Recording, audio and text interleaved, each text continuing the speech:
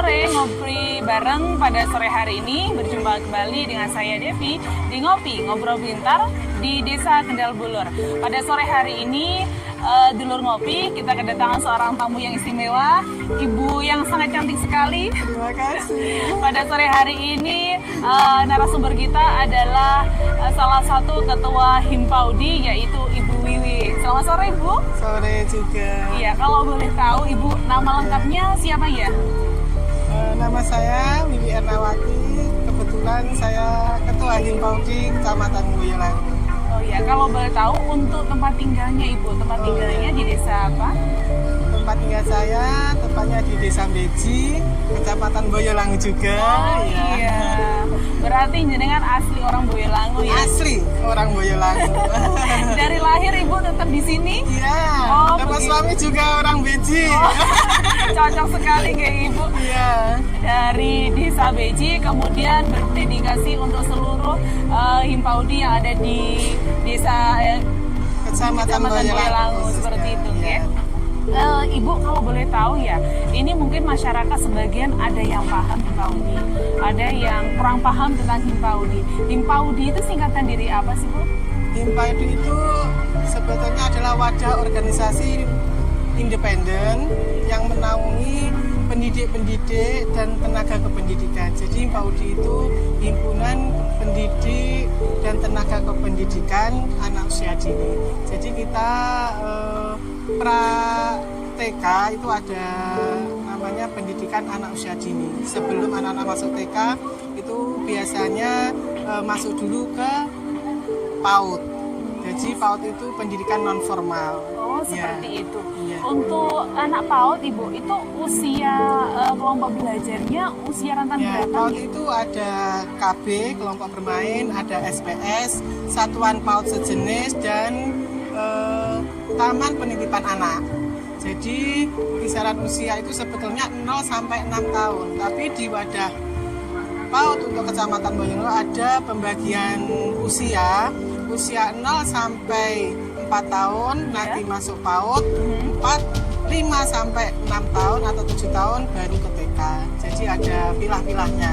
Jadi masyarakat, bunda-bunda yang mempunyai anak usia 2, 3, 4 tahun bisa memasukkan anak di PAUD desa masing-masing.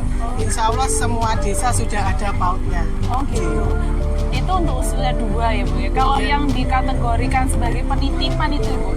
TPA. Iya, TPA itu usia berapa? Tergantung. Itu bisa 0 tahun sampai 4 tahun boleh. Itu di Kecamatan Boyolangu ada TPA Al-Islah. Ya. Untuk penitipan anak itu baru TPA Al-Islah. Oh seperti itu. Kalau untuk PAUD Ibu ya, kalau untuk PAUD satu kelompok belajar itu biasanya diasuh oleh berapa tenaga guru? Normalnya satu guru itu memegang 10 anak. Oke. Untuk pembelajarannya Ibu, saat ini kan kita dengar ada yang namanya istilah kurikulum merdeka. Betul. Nah, masyarakat yang saya dengar itu kebanyakan Bapak Ibu wali muridnya mengatakan bahwa kurikulum merdeka siswanya itu banyak harus tahu sendiri. Nah, yang diterapkan untuk Himpaudi itu seperti apa ya terkait untuk kurikulum Kalau di merdeka? usia PAUD itu anak-anak kan bermain sambil belajar. Oke. Jadi penerapannya untuk kurikulum merdeka itu ya anak-anak diajak untuk mencari pengalamannya sendiri. Mencari pengalaman sendiri, jadi sebagai guru atau pendamping itu hanya sebagai fasilitator saja.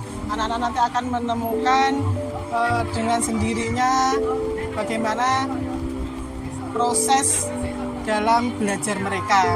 Oh, seperti itu. Jadi Iya. kalau misalkan ini ya. Tidak harus bisa berhitung, Ya. bisa membaca. Ya. Kalau di usia PAUD itu sifatnya bermain sambil belajar. Oh, fokusnya berarti pada prosesnya. ngoten Prosesnya nggih. betul. Kalau misalkan seorang anak itu di lingkup PAUD, kemudian diberikan suatu proyek oleh gurunya, kemudian hasil proyeknya itu tidak bagus, yang dinilai itu berarti cara mengerjakannya apa hasil dari buatannya Ibu?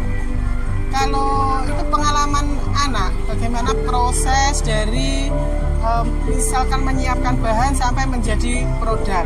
Jadi prosesnya itu yang dinilai. Kalau hasilnya itu kan macam-macam, ada yang hasil bagus, ada yang sesuai dengan keinginannya, seperti betul. itu. Tapi yang terpenting adalah prosesnya. Bagaimana anak mempunyai pengalaman seperti itu.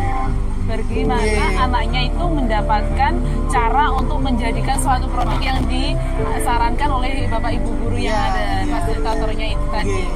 Terus Ibu, kalau misalkan peran orang tua pada Merdeka Belajar seperti ini, apakah orang tua itu boleh sebelum masuk usia sekolah itu sudah mengajak putra-putrinya, memaksa putra-putrinya untuk kursus ke sana kemari untuk tadinya bisa membaca dan menulis? Nah, inilah problem dari guru-guru PAUD itu seperti ini, Bunda.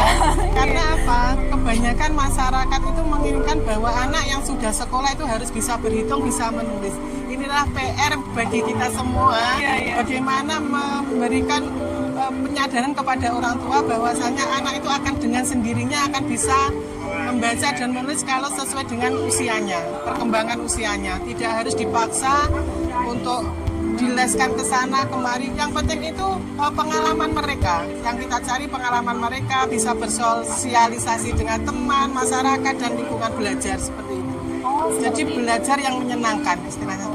Berarti kalau boleh digaris besar, berarti mereka itu suka tapi bukan dipaksa, gitu ya? Betul. Yang dicari itu berarti bagaimana menumbuhkan putra-putrinya panjenengan di sekolah itu suka dulu, baru mau belajar dengan sendirinya. Nanti mereka akan siap untuk belajar di jenjang berikutnya. Karena kita masih fondasi, di tahap fondasi. Jadi untuk menanamkan bagaimana mereka belajar yang menyenangkan dulu. Seperti itu. Caranya Bunda caranya ketika masuk SD mereka kan nanti akan dihadapkan pada soal dan bacaan-bacaan. Apakah nanti sendirinya mereka akan lancar sendiri dalam membaca atau berhitung? Dengan sesuai perkembangan usia, insya Allah anak dengan sendirinya akan bisa. Saya yakin itu bisa. Karena di PAUD itu sudah diajarkan simbol-simbol angka, simbol-simbol huruf, jadi dia sudah mengerti. Bagaimana cuma untuk proses selanjutnya mungkin di TK-nya itu sudah mulai diajarkan bagaimana membaca dan menulisnya. Di PAUD sebetulnya bisa, tapi hanya sebatas sambil bermain. Seperti itu. Bunda kalau boleh tahu durasi belajar dalam satu hari berapa jam ya Bunda? Kalau untuk usia PAUD itu 2-3 jam itu sudah maksimal. Setiap hari masuk? Setiap hari masuk. Kecuali yang TPA ya. Kalau TPA itu kan full day. Full day itu biasanya orang tua menitipkan anak dari pagi sampai mereka menjemput.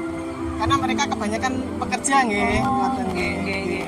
Untuk hasil belajarnya Bunda, apakah pada akhir semester atau beberapa kurun waktu itu ada laporan belajar untuk wali muridnya? Ada, setiap hari sebetulnya pendidik itu untuk menilai anak itu ada form-formnya tertentu.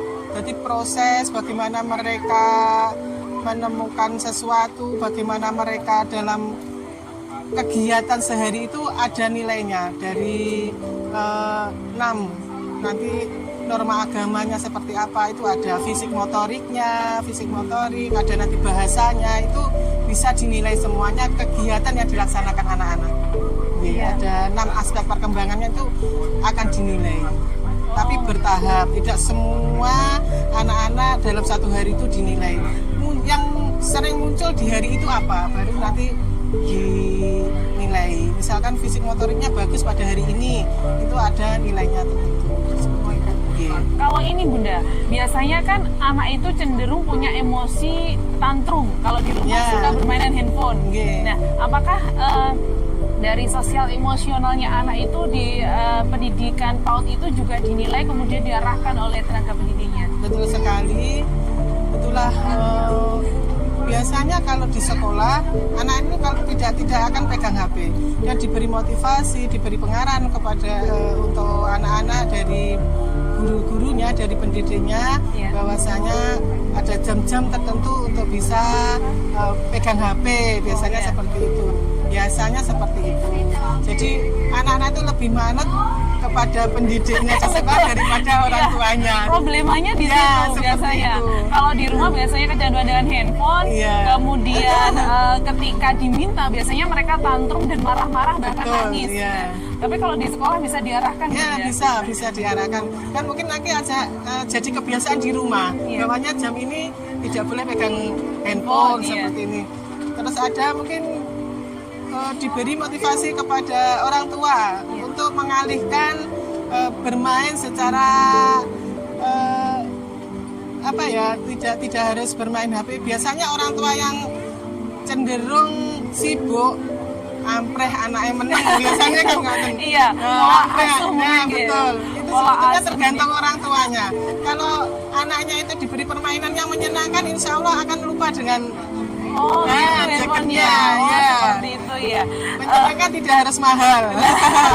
Itu mungkin ada sedikit tips dan trik untuk bunda-bunda yang ada di rumah bagaimana ketika mengelola emosional anak dan bagaimana cara mendidik anak pada usia dini yang lebih efektif sehingga untuk mengenal pola-pola gambar ataupun mengenal pola-pola huruf nanti bisa lebih mudah. Bunda silahkan.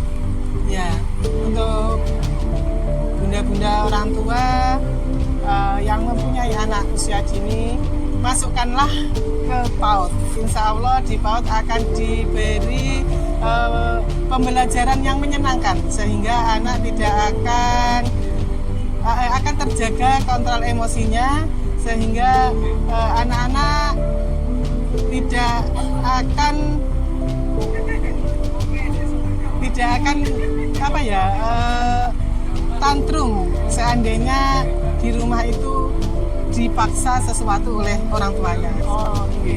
Terima kasih tips dan triknya, semoga bermanfaat sekali. Terima kasih sekali lagi ya. juga. Terima kasih sudah mampir di ngopi bareng di Desa Kendal Bulur. Ngobrol pintar kali ini sudah kedatangan budaya yang cantik. Terima kasih. Terima kasih juga sudah menyempatkan diri di sini. Semoga nanti berbagi ilmunya bersama ngopi, ngobrol pintar dan juga sedulur kopi mendapatkan manfaat yang luar biasa, barokah ilmunya. Terima kasih. Mohon maaf. Ya, terima kasih Dulur Ngopi pada sore hari ini sudah menyimak ngobrol pintar kita bersama Ibu Wiwi, yaitu Ketua Himpau di Kecamatan Boyolangu, dan semoga yang kita dapatkan pada sore hari ini bermanfaat untuk panjenengan semuanya dalam mendidik putra putrinya sehingga mendapatkan cara dan metode yang maksimal sehingga putra putrinya menjadi dan tumbuh menjadi anak yang aktif namun pintar. Sekian ngopi kita sore ini, sampai ketemu lain waktu. Saya di sini Devi undur diri. Wallahu muwaffiq wal thoriq. Wassalamualaikum warahmatullahi wabarakatuh. Waalaikumsalam warahmatullahi wabarakatuh.